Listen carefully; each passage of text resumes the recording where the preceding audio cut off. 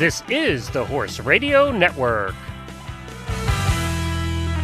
This is episode 22 of Retired Racehorse Radio on the Horse Radio Network, brought to you by Kentucky Performance Products, Casual Products, and Bates Saddles. Retired Racehorse Radio is your guide to the adoption, care, and training of the retired racehorse. Brought to you in cooperation with the Thoroughbred Makeover and New Vocations. In today's show, we talk with Kristin Werner from the Jockey Club Thoroughbred Incentive Program to learn about how this program is showcasing the second careers for OTTBs and how you can get involved. We mix things up with Rory Goree, who is coming on to tell us about our canine retired racers, the Greyhound. And of course, we tempt you to fill that extra stall in your barn with New Vocation's Winner's Circle Adoptable Horse of the Week. Stay tuned.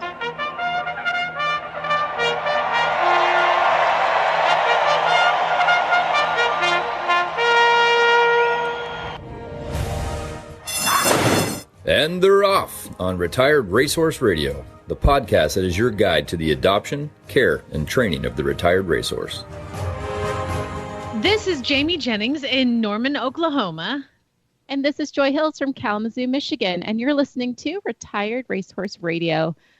Joy, oh my gosh, did I just see that you were in France watching horse races? It was so much fun just being in southern France, out in Marseille, soaking up the beach, and of course watching amazing horses do their thing.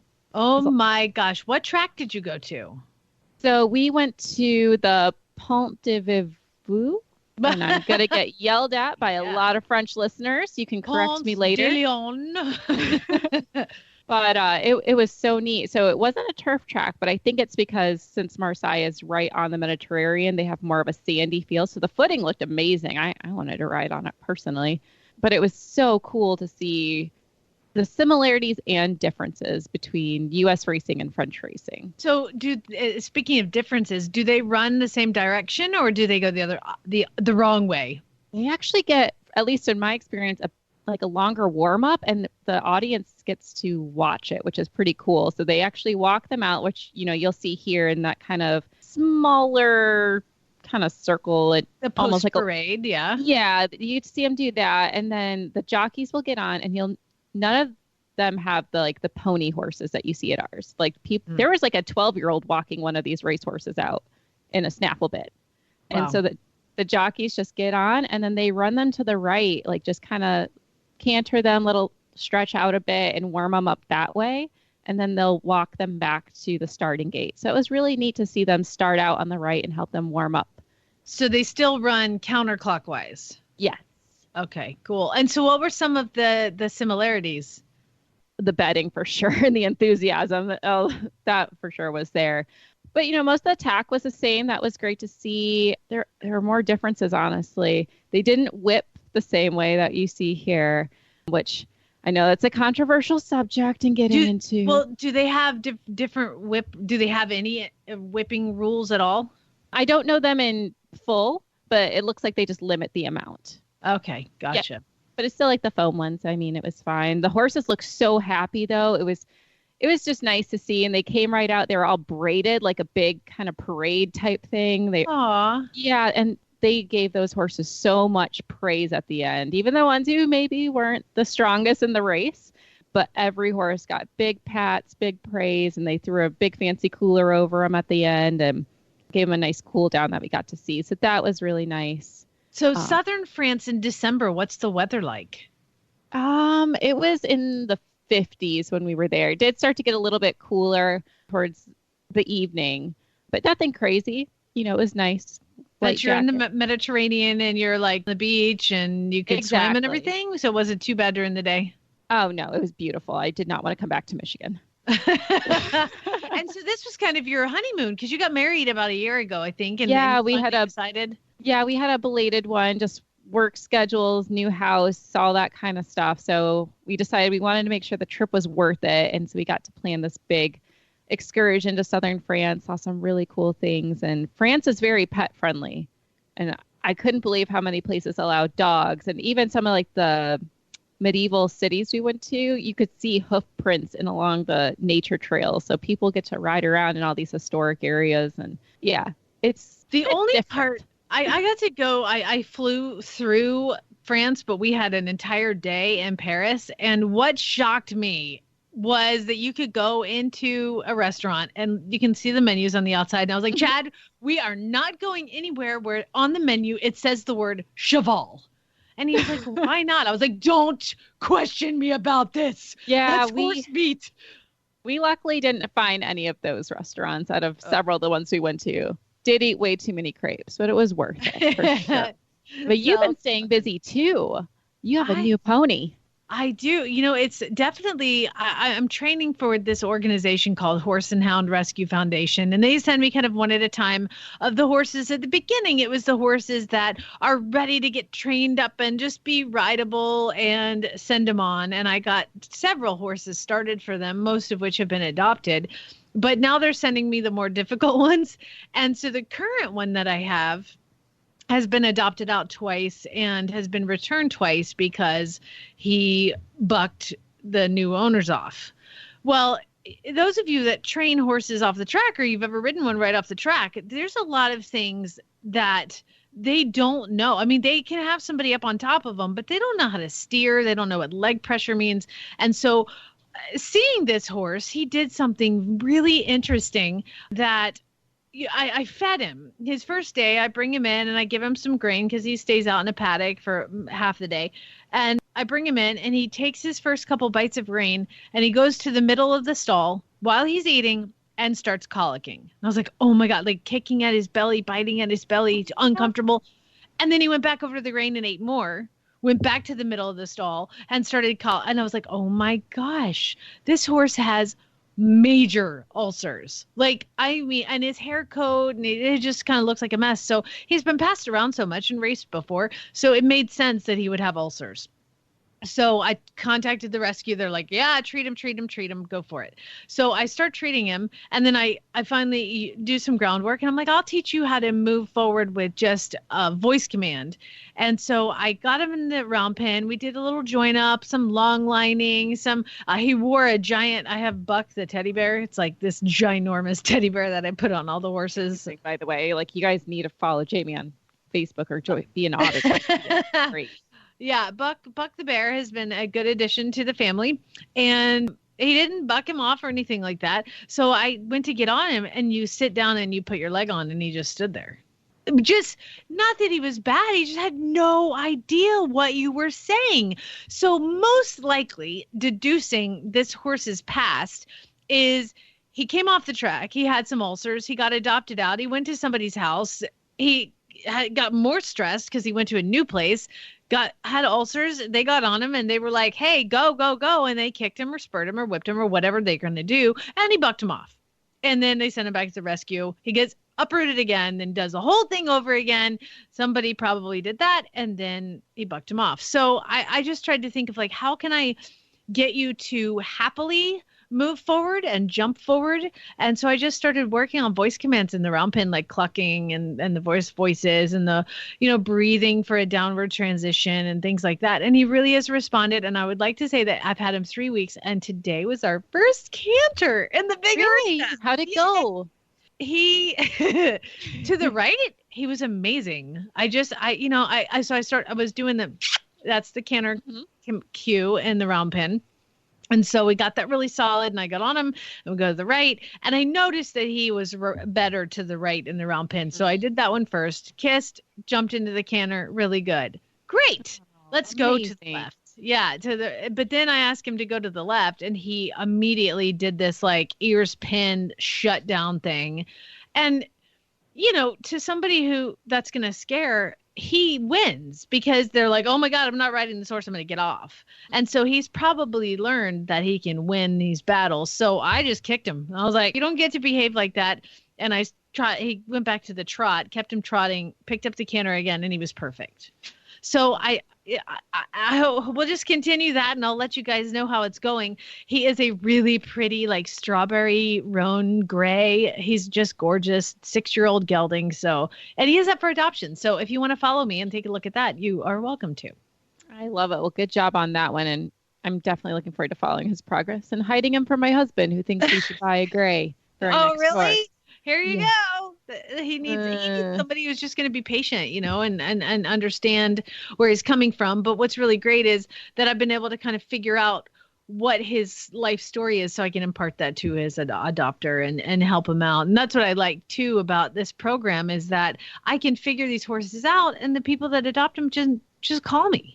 Just call me. I'll help you. I want everybody to be successful. So that is kind of where we're at with that horse. His name is Onita Ridge. I just call him Ridge. But it's been a good couple weeks for both of us. And I just want to say, Joy, because it is coming up on the holidays and this is our last show of the year, that I just want to thank you for, you guys don't know, behind the scenes, Joy does like all the work. I mean, like all of it. So I just going to sit here and I'm like, who are we talking to today? I've booked a couple guests, but for the most part, it is all Joy. So thank you very much for all the hard work that you put into this show. I appreciate it. Thanks, Jamie, and thanks for everything you do, too. It wouldn't be possible without you, and thanks to all our listeners. And I'm getting emotional. We got to start this show. It's important. So many feelings. But first, you're going to hear a special word from our key sponsor, Kentucky Performance Products. Happy holidays to all the listeners of the Horse Radio Network from your friends at Kentucky Performance Products. Kentucky Performance Products cares about the health of your horses and knows you do, too. May you and your horses and ponies have a very happy and healthy holiday season and a fun equine-filled new year. From all of us at Kentucky Performance Products at kppusa.com. Happy holidays, everybody.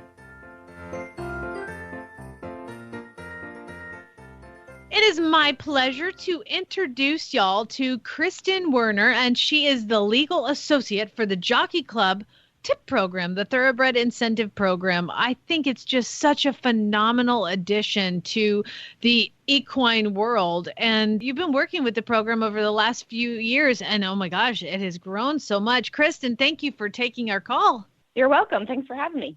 Thanks. And so tell us, for those who may not know, what is the TIP program? Sure. So just a little bit of kind of history background. We actually started the Thoroughbred Incentive Program back in 2012. It had two purposes. One was to encourage the retraining of thoroughbreds once they finished racing or breeding. And then the second is to showcase those retrained thoroughbreds, many talents at all levels of competition.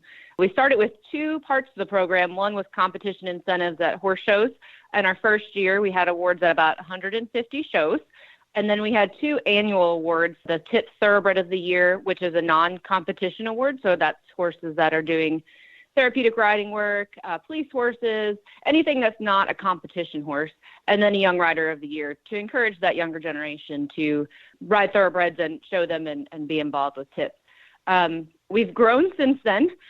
We've added a lot of shows. I'm actually finalizing applications for our 2020 shows, and I think we're going to have about 1,300 horse shows with TIP awards this year in about 46 states and all 6 Canadian provinces, so most of the big ones.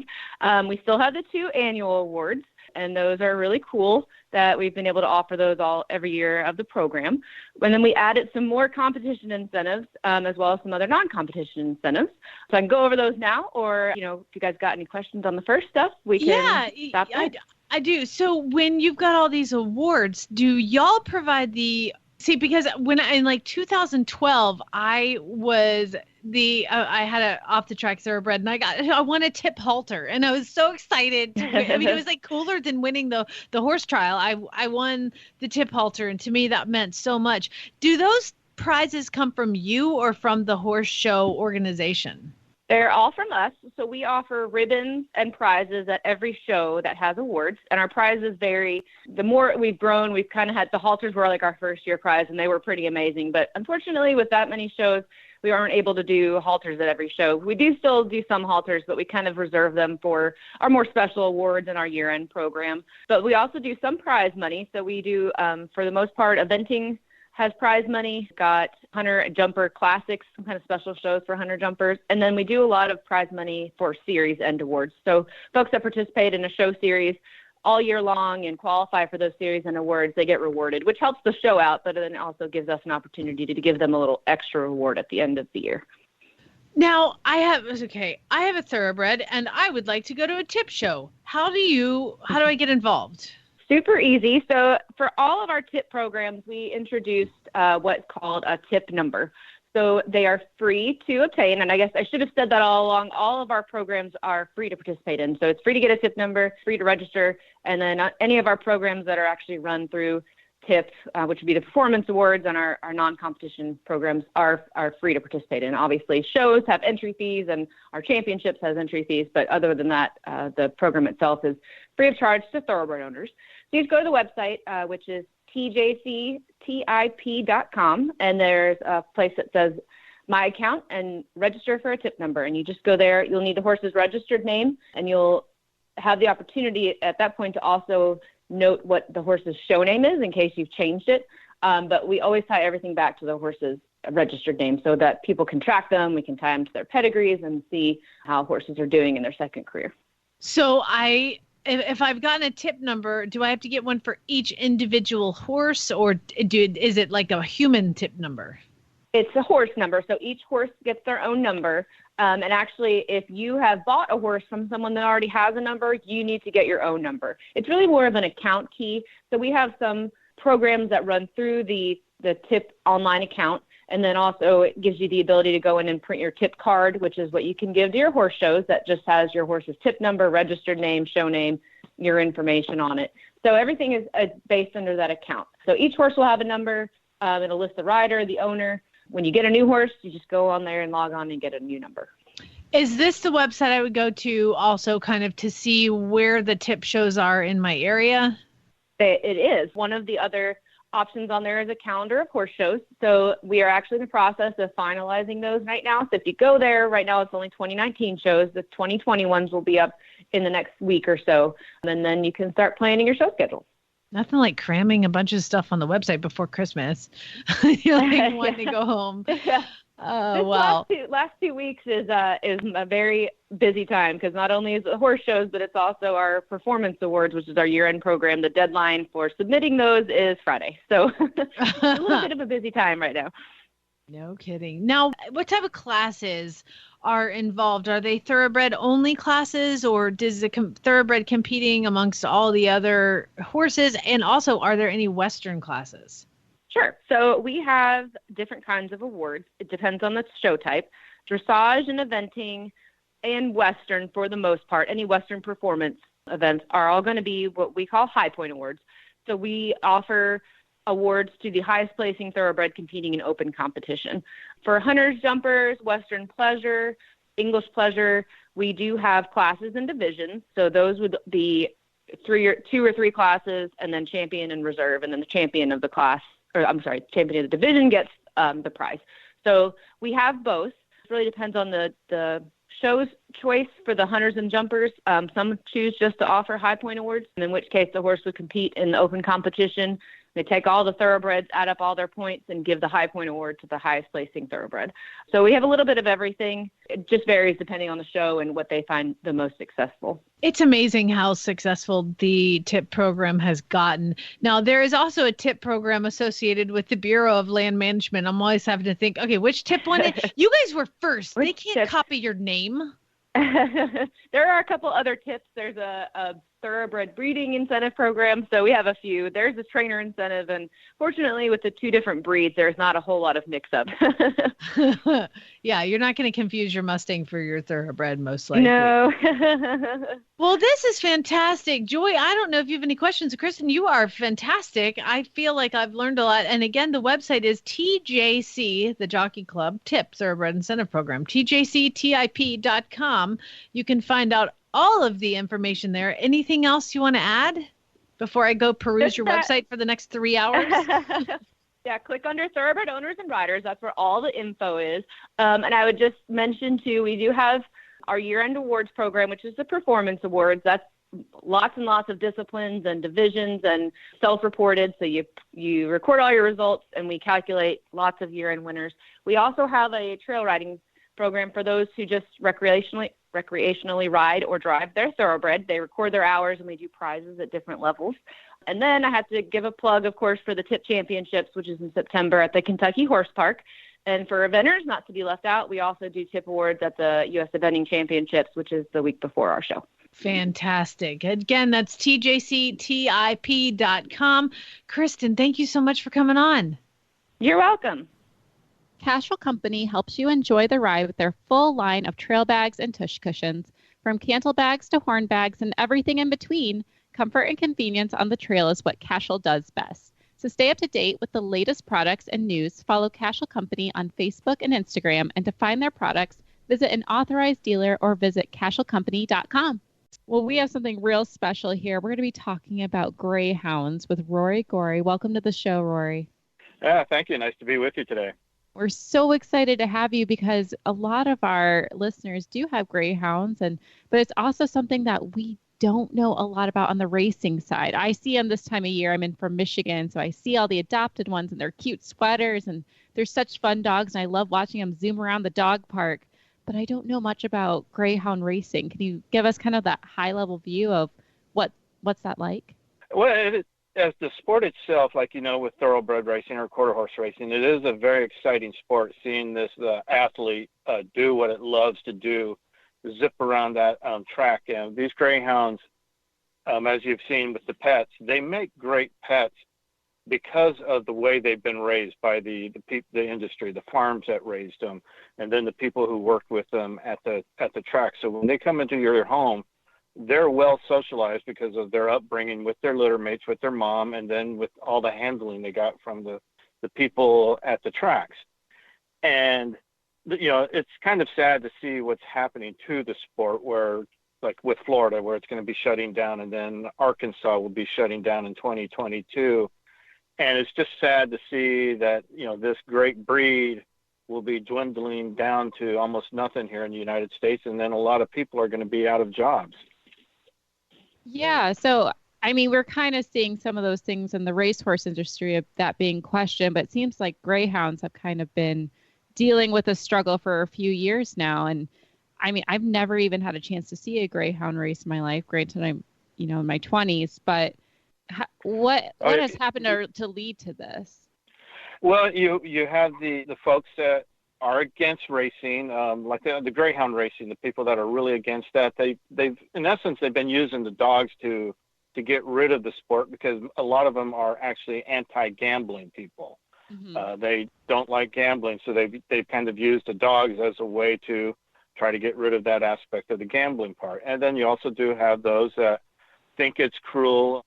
And most of the time I found out these are people who have never been involved, have never been to farms, never been to a track. And just so your listeners know, I'm also in Arizona, the chairman of the Arizona Racing Commission. So I'm very familiar with the regulatory side. And we all know, or those of us in the sport know, greyhound racing and thoroughbred racing are the most highly regulated industries I can think of.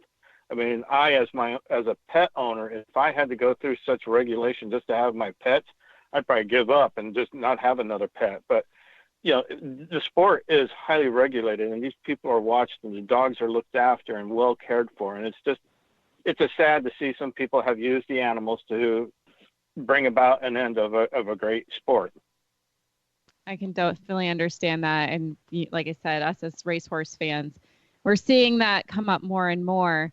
But let's get on a little bit happier note. Tell us a lot about this greyhound. So you say they make great pets, and it's about the upbreeding. Exactly. What do they breed for in a greyhound? Like we always talk about breeding for discipline and personality in a horse, but in the greyhound, what do they look for that makes a winner?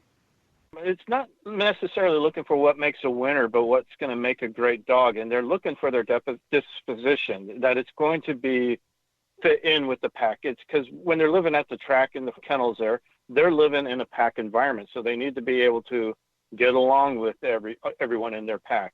They need to be an animal that is, stress-free and is happy doing what they do. And in essence, from the slowest greyhound to what is the superstars is just a matter of a split second. It's not that much of a difference in the speed of what your slowest greyhound to your fantastic athletes. And so it's that breeding of looking for their disposition of being a great animal, fitting in with the pack. That is also what then when they get out into adoption helps them adapt to being a great pet. So speaking of adoption, with thoroughbreds, we always talk about giving them that letdown time and giving them some time to adjust. For an off-the-track greyhound, do they still have that need as well? What happens when they move into that second phase once they're adopted? Well, I can tell you, I have adopted, my wife and I have had over 30 greyhounds over the years, and I've taken them straight from the track, I've taken them straight from the farms, and I've taken them straight from adoption programs, and there's been no difference. The greyhounds that I pulled right off the track were one of them that we have at home right now, little Miss Lena. She had raced the night before, didn't do well, and they said, okay, it's time. I went and picked her up. So she had raced just the night before. Next day, I'm bringing her home, and she comes right into the house and is immediately a great pet and fit right in with the pack. You mean you didn't have to do like pasture turnout and then treat for ulcers and then like work on a little decent? No, I'm just kidding.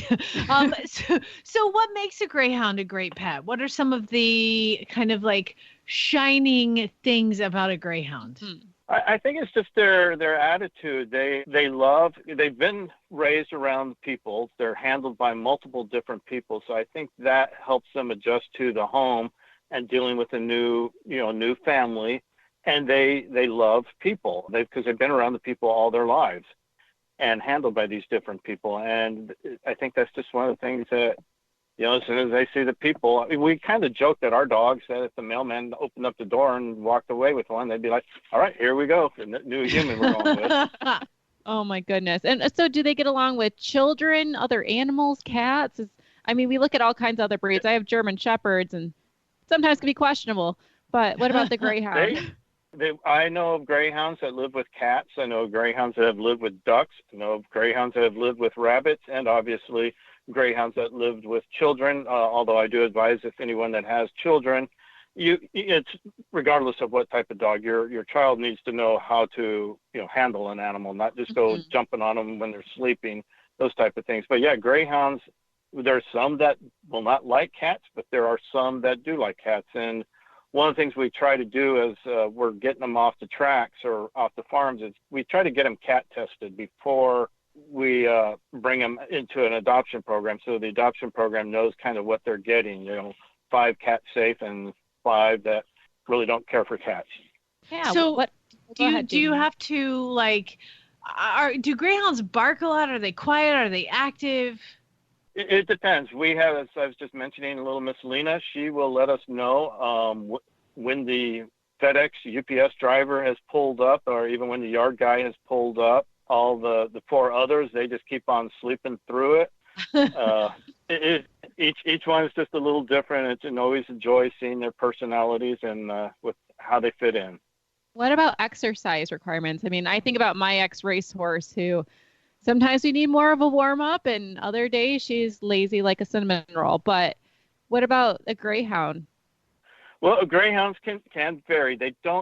People think, they're an athlete, they need a big yard, they need a lot of exercise. They really don't. When you think about when they race once every 3 to 4 days. The race is over in 30 to 31 seconds, and then they're wiped out. They're ready for their little break.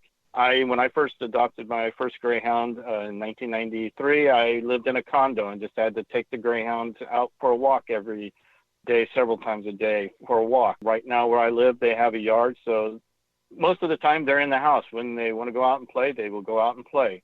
Now, I also have a youngster that we adopted when he was 18 months, and there's times where I wish I had told my wife that we should have left him at the farm and told him to run him at the training track to wear him down a little more. He's a little more energetic. And that was going to be my next question. So you said you had one in a condo. Do they make okay apartment dogs? Exactly, they do. And one of the things because I travel a lot, and as I'm always flying into a city and I'm looking over, I'm looking down and seeing, well, there's a lot of possibilities for homes for the greyhounds, which is, unfortunately with the horses, you kind of need some property. You're not going to take a horse and put it in a condo, but greyhounds, not yet. Yeah, there's a lot that will do just fine, especially some of the older ones. They don't need to be exercising as much. So they'll do great just chilling out on the couch and then going out for a walk 4 or 5 times a day. Wonderful. And so obviously we've seen in the news over the last few months with Florida passing their new regulation to close greyhound racing. What is your group working on doing to help those greyhounds find their next homes and next steps in life? One of the things I'm doing, like I'll just use an example, the Daytona track in Florida. They will be closing at the end of March. My first meeting with them was about a month ago, and at the time they had roughly 900 greyhounds on the backside. We all know that they're not going to need 900 greyhounds the last week of racing to fill the card. And so they've been kind of coming up with a schedule of how many dogs they need for racing for each month and dwindling it down as we get closer. And we are now in the process of talking to them about starting to haul 40 to 80 greyhounds at a time to places that can use the dogs, like out here in Phoenix, Arizona, Texas. They don't have as much access to dogs in their. We have some adoption programs that are sitting on 80 plus approved applications for a greyhound. So I'm trying to get those greyhounds moved to those groups so the dogs can immediately get adopted, and then we can bring in the next load of greyhounds. Oh, wonderful. Would you say a greyhound would make like a good service dog in any way, or even if... There's several groups that are working with that. There's one group in Florida that works with service animals for veterans, and so they make great racers and great pets. Awesome. That is wonderful to hear. Okay, so, now I want one. Dang it. Okay. I know. I was like, my mother-in-law needs a new dog. So this is fascinating. If people want to adopt an X-racing greyhound, where can they look for information? That was a Jack Russell, by the way. Sorry. Yeah, I knew it wasn't a greyhound. I would go to a website, Greyhound Pets. That's with an S, because once you adopt one, you're going to want more than one. So it's greyhoundpets.org. And you can contact us via there. And also we have a list of all our programs across the country and how to get in contact with them. So like if you're in the Tampa, Florida area, you would be able to look up for the group that's in that area and then give them a call. Perfect. Well, thank you so much, Rory, for coming on. I'm hoping that we can get so many greyhounds new homes and that people will check it out. And if people want to ask you any questions, where can they learn from you? Right there on the same website, they can contact us, and myself or one of the officers, we'd get right back to them. Perfect. Thank you so much, Rory, for coming on. All right. Thank you. Have a great one. To celebrate the holidays, if you purchase a new Bates saddle this month, you can redeem a free set of the Bates Saddles competition luggage. Bates Saddles offers highly specialized saddles for each discipline, engineered to bring out the best in you and your horse. Underneath the finest European leather, you will feel the power of innovation. For you, the rider, enjoy instantaneous comfort, optimal balance, and seamless contact with your horse, leaving you free to concentrate on your aids. And for your horse, the Care Cushion System and Easy Change Fit solution ensure their absolute comfort and your peace of mind. Revolutionize your riding experience and fulfill your true potential by riding in a Bates saddle. Conditions do apply. Visit BatesSaddles.com to find out more. That's BatesSaddles.com. It's time for us to talk about our Winner's Circle Adoptable Horse of the Week. But before we get to our dream boat that we're all going to be in love with in the next minute or two, we're going to talk to Sarah from New Vocation. Sarah, dude, are you guys cleaning out the barn or what this holiday season? That is our goal. We're hoping that everybody wakes up with an OTTB under their tree for sure. Best Christmas present ever. No, right? Right. So we do a half off special for the month of December, and we've done it at least for the last couple years that I can recall. And we love to do little social media posts, so-and-so has found his new home, 10th horse home for December, 12th horse home for the holiday. And we are currently at 20 horses out the door, which is amazing. And we're very, very excited about it. And this half off special, so it's half off of their adoption fee, runs through December 31st. As long as you bring the horse home in 2019. So if it rolls over to 2020, you would pay the full adoption fee. But as we all know, even that is still very, very affordable. So our goal is just to get as many horses as possible into good homes during the holiday season. It's like they're free, people. Okay, this horse we're looking at is freaking $250. Like my husband's just looking at it, he's like, $250. I'm like, you go away, sit down. We have enough. But I don't. I mean, that's incredible. I mean, you guys don't have high adoption fees anyway. And then to like cut it in half again, it's like you're giving them away. Mm-hmm. Exactly. We think everybody needs a horse to hug for Christmas. So what is your turnover time for submitting an application to being approved? That's a really great question. So we have one girl in our organization who her full-time job is to approve applications, and we do call all of the references. So generally it depends on how rapidly people can call us back. You know, we're calling vets and boarding barn owners and personal references. So on average, it takes about, we would say, 10 business days. We do usually ask that the person lets their references know that we'll be calling, so they're not, you know, don't think we're spam or totally caught off guard or anything like that. But some of them, you know, we can approve in 24 hours if we can get a hold of everybody. So it really just depends. But we do always encourage people, you know, even if you think you might be looking for a horse in the next 6 months, 8 months, whatever, to go ahead and submit an application, because our applications stay on file and are good for 2 years. Okay, so what I'm doing the math here, it's currently we're recording this on the 18th. This episode comes out on like the 23rd. Really, you guys get your references done and you will be able to pull out of new vocations before January 1st and get with yourself your new horse. A new horse for oh free. My God. I love it. And we do have, you know, we have multiple locations. We're in Ohio, Pennsylvania, New York, Kentucky, and Louisiana. So we have horses in all of those states that are all half off and definitely looking for a new home for the holidays. Now, can people in different states adopt different horses? Like I'm in Oklahoma. Can I go to Kentucky to adopt? Yep, you absolutely can. What I found really surprising when I started to work for New Vocations is that probably, and I'm speaking only for the Kentucky facility, but probably about 60 or 70% of people don't even actually come and see the horse.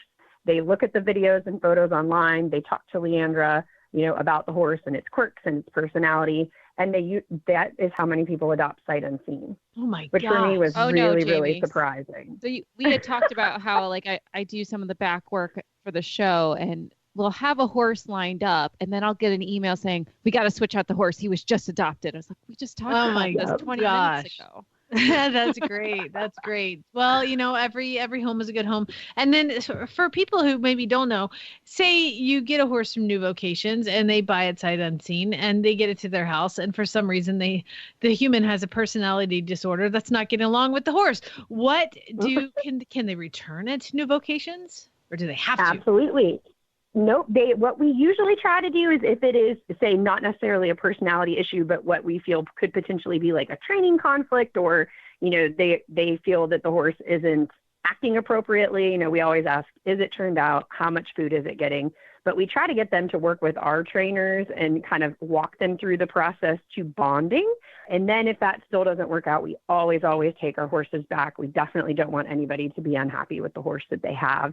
So what normally happens is, we will take the horse back, and then that adoption fee that they paid will basically be a credit on the next horse that we find for them that they want to take home. Gotcha. Nice. Okay, cool. Man, it's good for the horse and good for the human in that situation. So again, you guys can go to horseadoption.com to find out more. And from the back of the pack on the outside, Commanding Curve is taken second, but California Chrome shines bright in the Kentucky Derby. And now it's time for the New Vocations Winner's Circle Adoptable Horse of the Week. Well, Joy and I are going to tell you about our Winner's Circle Adoptable Horse of the Week. His name is Grand Isle, and grand he is. He is a 16 3-hand bay brick house, man. I mean, the shoulder and the neck on this guy, it looks like he was gelded like 6 months ago. He's just got that big jaw, that big sexy jaw, but he is a gelding. And his adoption fee is $250. He's located in Lexington, Kentucky. He actually was a stakes runner and had 20 starts and was off the track back in 2016. So he is ready for his new career. Oh man, and did you see his pedigree, Jamie? Yeah, it's Secretariat, Seattle Slew. Oh, He's and got $250. Capote and Buckpasser and Gone West. I mean, it's unbelievable who's who. I mean, that's how it is in Lexington. Yeah. So he's a beautiful, big, solid bay horse. It looks like he can just do anything. He looks really beautiful. And he's got this really majestic video where you see him going out on the trail by himself. Oh, yeah. And they put the music to it just to really sucker you in. Yeah. Unbelievable. Okay. And then the other. Be there for long. So no, he will gotta not act be. fast. So his name is Grand Isle. You can go to horseadoption.com and search for Grand Isle. The other thing we should make mention is there's like a sale on merchandise right now on the gift shop. My cart is already full. Is it really? Excited. Yes. I got a t-shirt for my birthday from my brother-in-law who randomly, I think he just saw a Facebook ad, and it says my thoroughbred ran slower than your thoroughbred. I love it. I love it. Shirt. There's a baby onesie on here too, and it's super cute, and it says race to race, recycle to ride.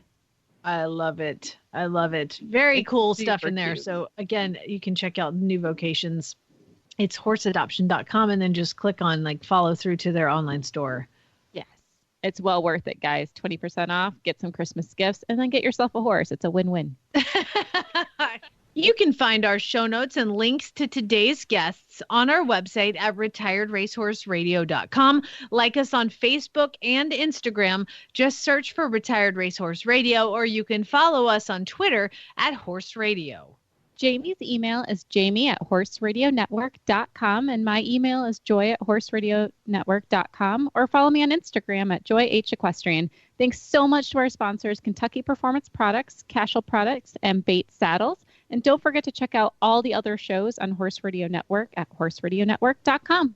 Remember, don't forget to set your goals high and love to learn from every ride. And spay, neuter, and geld. Bye, guys. Happy holidays.